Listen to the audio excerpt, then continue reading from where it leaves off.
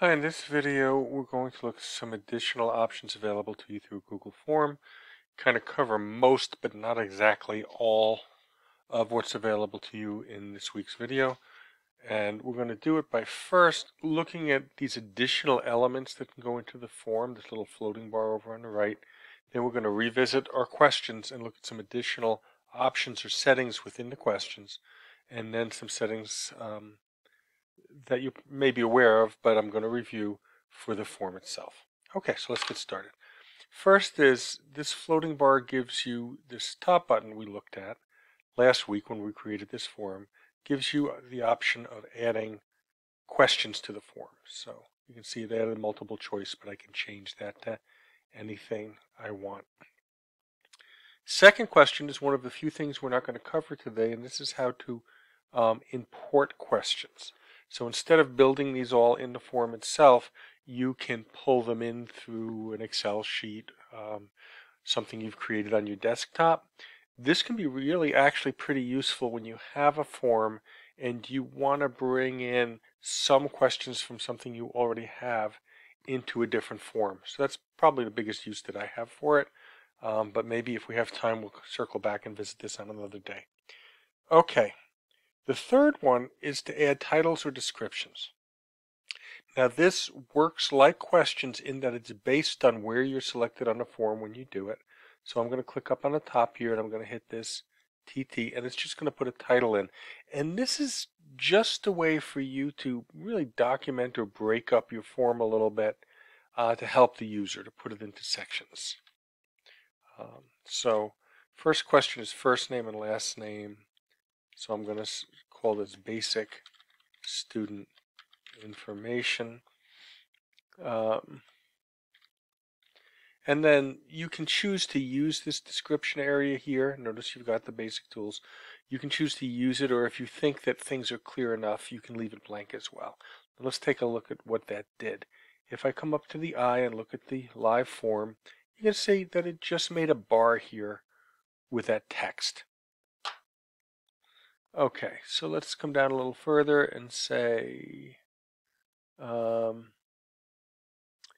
let's just say that I believe this is the second section here, the student interest section.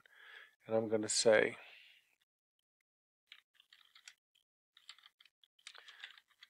as you remember, this is something the parents would fill out. Let's see. Please answer the following questions so we can get to know your child better. Okay. And again, a quick preview. You can see all that's really doing here is chunking the page a little bit, which at times, maybe not on this particular form, but at other times may be useful to the person filling it out. Okay, let me scroll back to the top here for a second. You have two options down here, one to add an image and one to add a video. You're going to have the option to add an image in lots of places, but this is on the form itself. So if I click this top and I click that image, a lot of ways I can get it. I can get it from my webcam. I can go to my Google Drive, Google Images. I am just going to upload one that I've previously downloaded. And let me see, desktop, temp. And there, it's just a welcome image. And there you go. And it does ask me if I don't put a title up here, it'll display just the image. And I think that's probably most appropriate because that's all I really want here. So I have the option to align it. So I'm going to put that in the center. The other things I could do besides aligning it left or right would be to change it or to remove it. Okay, if I remove it, it takes the image out, but leaves the block. Otherwise, I could just delete it from here. Okay, now if I needed a video, it works in a similar, although not identical way. And the video must be housed on YouTube, which is okay for you because you can always record a video if you want and upload it into that space just for the purpose of the form, even if you're not going to really distribute it in another way. I've teed up a video here just as an example. So there it is. I'm just going to grab the address, really doesn't relate to this form, it's just an example. And I would hit the add video, and you can see that I can search for a video on YouTube, but what I did is I got the actual URL, the link for it, and therefore I can use this, which I find preferable, but you can use a video search if that works for you as well. And you're going to kind of get the same options here. I'm going to put it in the center. In this particular case, maybe I'll say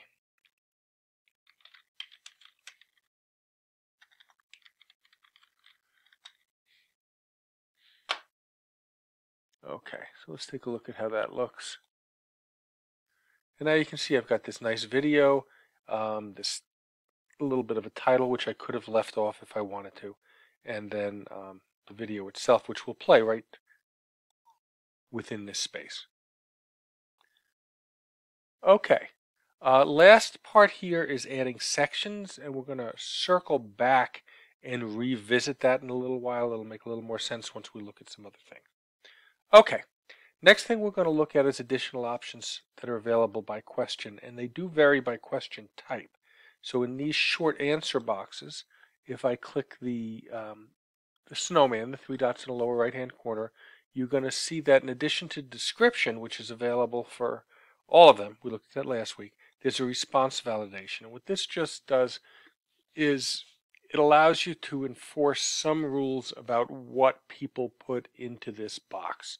And it will refuse to let the form submit if they don't meet that criteria.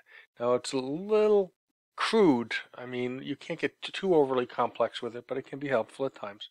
So one is the type of thing that can go in here. So if I was making a math quiz, I could limit this to number, and then it's only going to take digits and the period, the decimal point, etc. So that could be handy there, no accidental characters. I can limit it to text only. I can also limit it in length, and that I don't know that that really applies here, but it could apply further down to a longer answer question. And then regular expression is rather complex and it's something we're not going to deal with today. So let's just take an example here. We'll say number, and then I can say, you know, is it a whole number? If it has to be a number, it could be between two values. So between 0 and 100,000. I mean, it's a pretty big range, but you can narrow it to what you need. The last box on these validations is always going to be a place for you to put the text that will appear if someone doesn't meet the standards. So please enter a number between 0 and... So instead of getting a generic answer, I get this one. Now let's see how that works.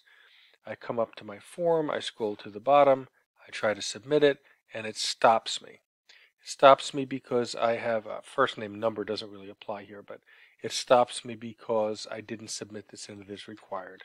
So I am going to just say John, and I'm going to submit it. That should make sense for a first name field, but it doesn't here because of the silly validation I put on it. If I put a -1 in there, again, it stops me because I don't meet the criteria. So you get the idea. Okay, that's a short answer field. When you come down to this multiple choice field, this does not allow you, multiple choice and drop downs don't have validation, and that's because by their nature, you only use them when you're offering a list of options and the user has to pick one selection. So by requiring it, I've already put all the validation possible on it. They're not allowed to pick 2. You know, we have this other button where they can add their own text. So everything is taken care of. The thing that you will find in here, we're going to look at this go to section based on answer a little later, but the shuffle option order. And what this can be useful for is if you are creating this as a quiz, we're not really going to look at that today, but you may be familiar with it. If you're creating it as a quiz, then shuffling the order just randomizes it a bit. And so if 2 students are sitting next to each other taking the quiz, it makes it a little harder for people to cheat, basically. Okay. Checkboxes. Checkboxes do offer validation. It's rather simple. You can pick from 3 options. Select at least one at most. So I could say pick up to 5, and I would have to put the number 5 in here, like that. Or I could say exactly. So if I say, please give me your top 3 choices for things you like the best, that's how I would set that up. I am not going to go through and put a custom error in each one, but you can see where that might be useful. Best way to do that, I guess, is to check. Come out to your form. This time I'm going to put in something that will pass muster. And I am going to submit this form. And now you can see what the... sorry. You can see this is a required question. Let me see. Oh, okay. I haven't left the box yet, so it hasn't saved. Let me come here. It is a required question. I am going to pick sports, and I am going to submit it. And it's going to tell me I must select exactly 3 options. Okay, so in this case, maybe it's really not necessary for me to customize. That's pretty good error message. So it may not really require me to make up my own, but you can check that out by testing the form and then making any changes that you feel that you need to make. Okay, as always, we want you to be efficient with your time. Don't put in extra time that you don't need to make it a good activity. Okay, we come down to drop downs. You're going to find the same basic thing as the multiple choice. And that's because they're very similar questions. They're limited to a single response. And it also allows you to shuffle this order if you want. Now, this particular question wouldn't make sense because they're in a logical order, and this is a form. But again, if it was a quiz or something along those lines, you could do that. As a refresher, the real difference between a multiple choice and a drop down that I find is generally if I'm going to have just a couple of short options, I do it as a multiple choice so they can see them. If I'm going to have a lot of options instead of using up all that space on the page, I do it as drop down. Okay, family photos. No validation here. Anything that you were going to do was done when you set up the question. Here I haven't required it, but if the purpose of this form was to get a file from them, then I would have validated that. Okay, this was our rating scale field, and you can see that nothing I can add to that. This is our multiple choice grid. The validation that I can put here is to limit it to 1 response per column. Now, and I can also shuffle the row order. I don't think I've ever found that useful when I set up this type of question. But let's take a look at limiting 1 per column. Now, that doesn't really make sense in this case because I've asked how proficient they are with Google, and maybe they're an expert at 3 things, and that would prevent me from doing that. So let me get the exactly 3 here so that doesn't stop me anymore. And when I get here, I'm going to... Oh, please don't select more than one response from a column. So that makes sense, but it doesn't do me very much good here. If this question was rate how you like each tool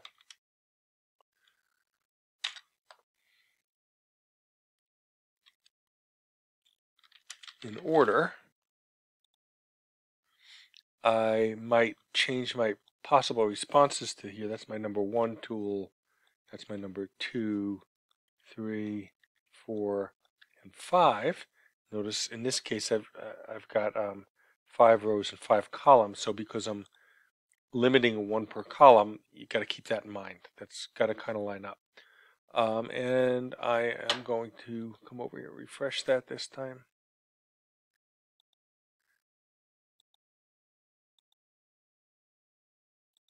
Okay, so when I do this, I get the error message. Please don't select more than 1 response per column. But when I select that, You can see my question is ready to go because I've selected one per row and one per column. Okay, the checkbox has the same option. I'm not sure if that's as appropriate. If I was going to do that type of thing, I would probably use radio buttons. But the same option is available to you there. Student birthday, the only real options you have in here is you can include, since I made this a date field, I could also include the time. Or I could say, get me a date without the year included. And for sample on time, you could make this duration, which now I'm not collecting a specific time, but an amount of time. And last one, the paragraph, especially if I were to require that, and I put on the evaluation, probably the most appropriate one here, you've got regular expression, which we're not going to deal with, is length. So I could set them with either a minimum or a maximum character length.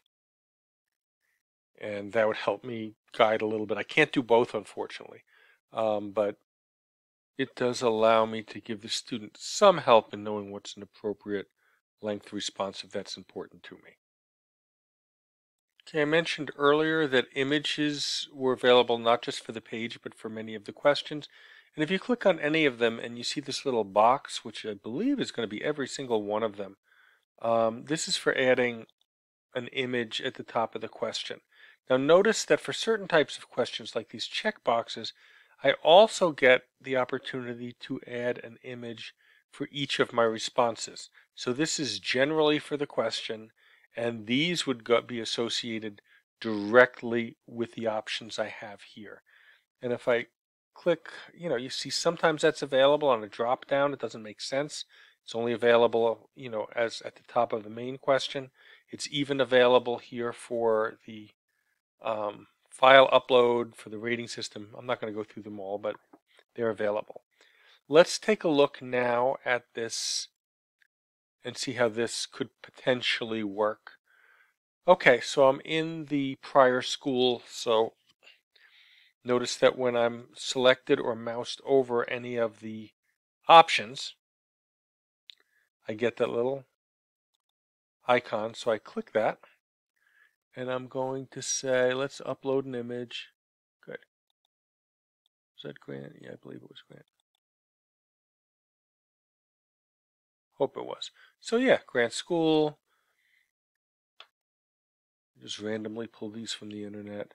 Here's Hamilton School. There's Madison School. Now, by the way, if you don't put any text in there, it's just going to default to option 1, option 2, option 3, option 4. I have honestly used this before, not frequently, but I used it when they had a vote on some artwork that was done. So different teams did, produce a different product. We took pictures of them, we uploaded them, and then we had a little vote-a-rama there to see which one we wanted to use in the classroom. Okay. Let's see what that looks like. I'll just refresh. So refresh the page. And you can see that I now have pictures of these schools here. So that's one thing that I can do. And again, several of the different question types allow for that. I can remove that here if I want. Okay, such as the checkboxes would allow for that. And I think that's it. The radio buttons and the checkboxes would allow for pictures. Now, last thing I think we're going to look at before we get into the overall form settings is looking at how to break something into sections. So let's say, for instance, that I wanted all this information, but then I wanted some information at the end that was particular to a particular school for some reason. So first thing I would probably do is I would put this down at the bottom now, or near to the bottom. Put it right above comments. And that's because I want them to fill out everything on this form, and then I want them to come to this section where they have to pick which school they came from. Okay, and at this point, after this, I am going to put in what's called a section. Now this says section 2. And I'm going to call this section Grant School. Okay, I'm going to put in a section 3, a section 4, a section 5, a section 6, and a section 7. Okay, and section 2, I believe it was Hamilton.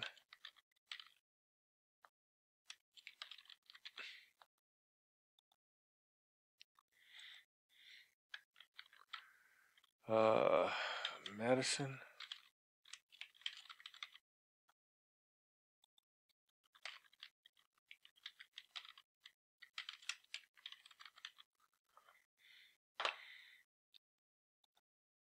And this one I'm just going to call comments. And I may actually have to think about this. I could put in, I'm going to put this in for now. Remember we had an option for other school for maybe somebody who was coming this year from out of district. I'm going to put this in here, but show you a couple of options with it later. Now, section 2 says Grant School. I'm going to click on that, and I'm going to add a question after that to say,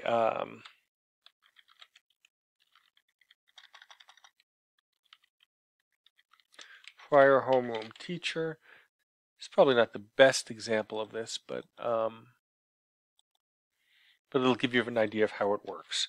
And I am going to say Smith, Jones, Brown, Whitaker, whatever. I'm sure I misspelled that. Okay, I'm going to make it required. I just don't need to change the order or to go to any of this. And I'm going to say that these are the homeroom teachers they could have had at Grant School for the prior year. Let's just duplicate that, save a little bit of time. Drop it under Hamilton School. Duplicate it again. Drop it under Madison School. Duplicate it again. And drop it under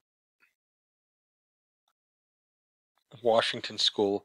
Now that same question doesn't make sense if they came from out of district because I won't know who their teachers could have been. So here I might add a question that says,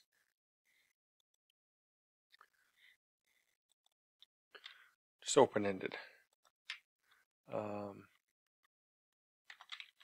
about your school. I'm going to make it required just to give an example. I'm going to give it a description and say, please tell me about your prior school. Be sure to include. Okay, and then, if I wanted this information for sure, I might go to a validation link and say a minimum count of, I don't know, 100 characters, not very much. Okay, now it looks like I actually put that in the wrong place. That would be under other schools, so let me just move it up there. Okay, and then one other thing I have to do before I go over the next feature is, obviously each school is not going to have the same homeroom teachers. That's the whole point of breaking it between schools. So let me pause the video for a second, fill this out so you don't have to waste your time, and I'll return shortly. Okay, I've returned. I've added the teachers. I've also put them in alphabetical order by each group, which for the sample probably isn't necessary, but in the actual application you would do it. Now notice that here I am at the beginning of section 2. So this is the last question of section 1. And you'll notice there are options here that appear at the bottom of sections once you break a form into sections. Let's look at those.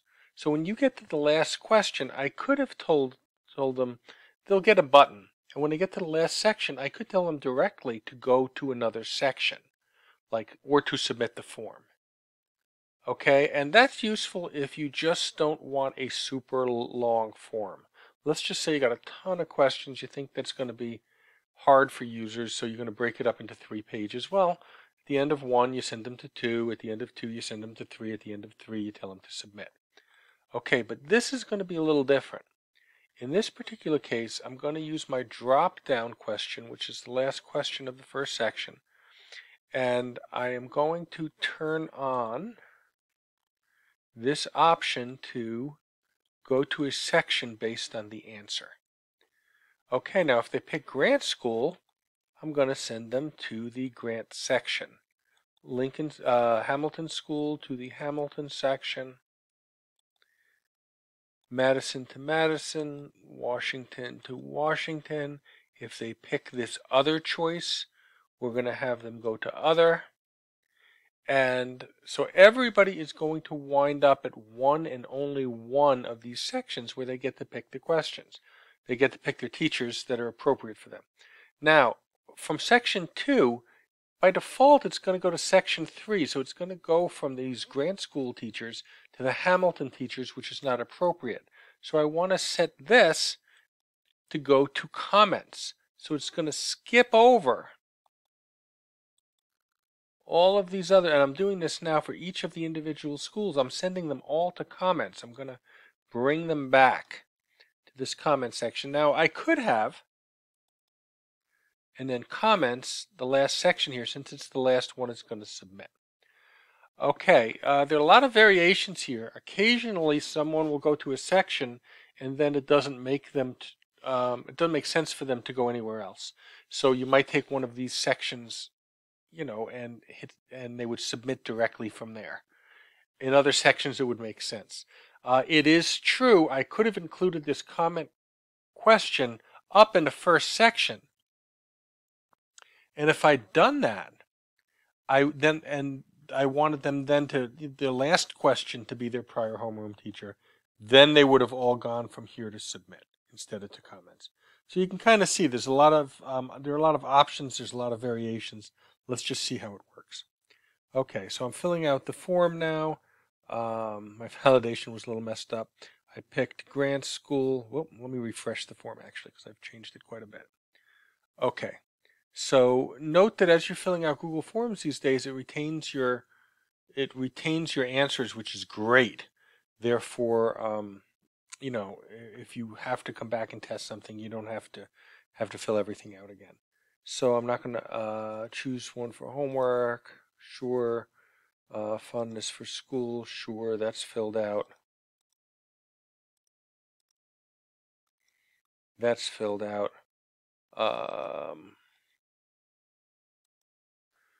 As I said, I could have set this to not collect the year. And this sample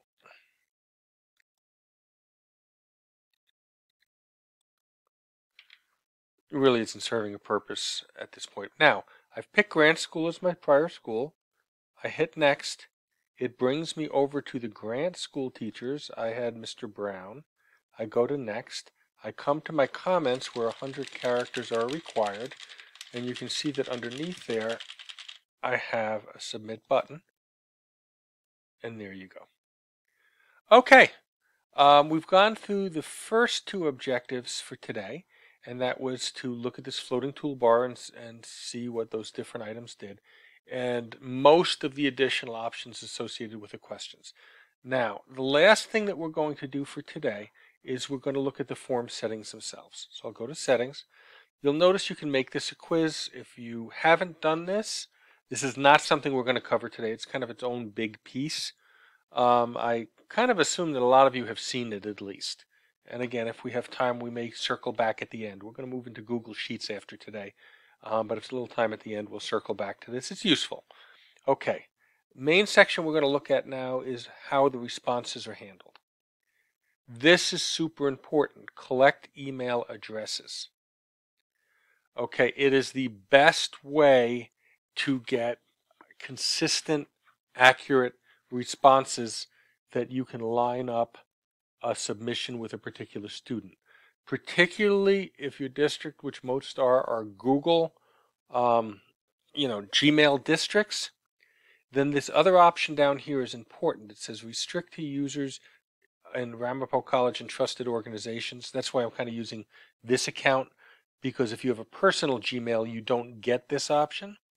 But if you do, it now forces the student to be logged in under their district account, collects their email address, between these two settings, and therefore you have a near foolproof way of matching up responses to students. So this is important. Now send responders a copies of their response. This is an automatic response that goes back to the email address. Basically just says, hey, you submitted the form, these were your answers. There's two options here, when requested or always. I often just pick always. They're just going to get an email that says you did it.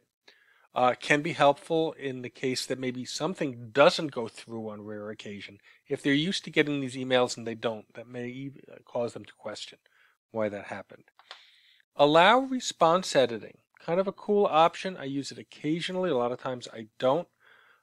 This would allow a user to come back in. They're going to get the confirmation email with a link in there, and if they click on it, they can come back in and change their responses. Now the problem with this is you don't necessarily, by default, know when this goes on.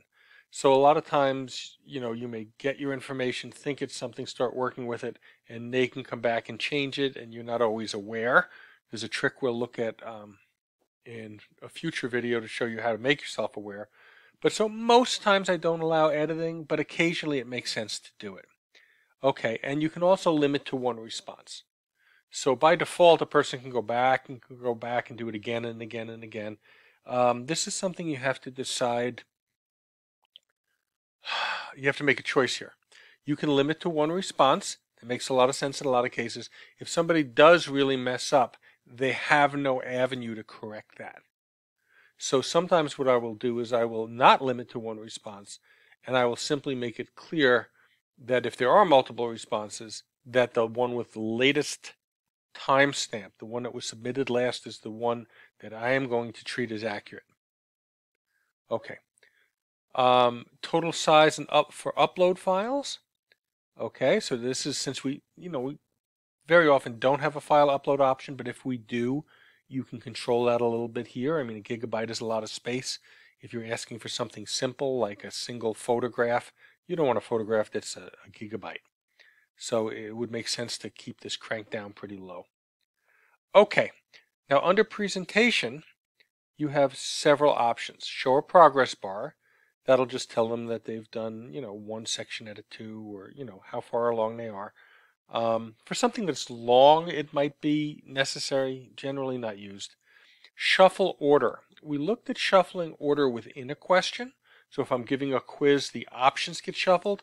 This would shuffle all your fields. So to me, it rarely makes sense.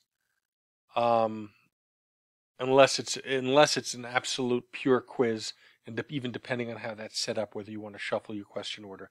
If it is a quiz and the security is very important to you, you can set up a quiz so it kind of makes sense to use that. Confirmation message. When they submit successfully, it's going to say your response has been recorded. But if you want something else, you just type it in here. Thank you. You can visit our website at, and you can even put an email address in here. Now you can't go out and get some text and then attach an email address. So you have to put the whole kind of ugly address in there. Let me come out here and see if I can find a school with a short email address. Okay, Lincoln Avenue School. Let's just pretend that this is the address. Oh, that's a great address. Look at that. Nice and short. So I can copy that and put it in here. It's not going to look like a link, but it will show up as a link on the other end. So you might be able to use that creatively. Show link to submit another response. So within this confirmation message, if you want the text to say submit another response, they click the link, they go right back to the first page. You keep that turned on. Okay, if I turn it off, because I haven't limited them to one response here. They can go back in on their own. They can find the address, go back and submit again, but it doesn't give them this easy path. So you kind of figure out how you want to use those in combination. Okay, if I was collecting for multiple children from a parent, I'd certainly want it on so that they could go back and do the second child, third child, fourth child, etc. View results summary. This will allow them, if you turn it on, in many cases it doesn't make sense, but if you turn it on, they get to see what everybody has submitted. Okay, so really only makes sense if maybe you're conducting a survey of some type, and you want to share out that data instantly. Most often set to off. You can also, I can't do it because I have that file upload, but if that file upload wasn't there, I could have switched this on and disabled autosave for responders. So in other words, you saw how when I started to fill out the questions, I came back to the form and it saved my responses for me, which is a nice convenience. But I could shut that off here if I want. Okay, the defaults down here. These are not so much for this form, but how you want your forms in general to work. So if you want the little setting that says collect email addresses by default, if you want this switch on instead of off when you make any form, you slide that over. Now you always have the option to turn it off. Okay, but this is just trying to save you a couple of seconds. You know, I always turn it on, so why do I always have to slide the switch? This will make sure that you don't have to do that. And then question defaults. Make questions required by default. So if I find that 90% of my questions are required and I don't want to slide that little, required thing, I can turn that on here. Of course, if I'm using the duplicate function, when I'm making my questions, it isn't as big a time saver. If I remember to make it required and then copy that question to make the next question. So as always, there's a bunch of different approaches that you can use to get the same job done, but those options are available to you there. Okay, so we've covered the great bulk of the most useful functions in Google Forms. If time allows, we'll circle back, maybe look at quizzes and some of those other odd things. That can be fun or interesting, but right now you've got a lot of, if you know how to do all of these things, you have a lot of functionality.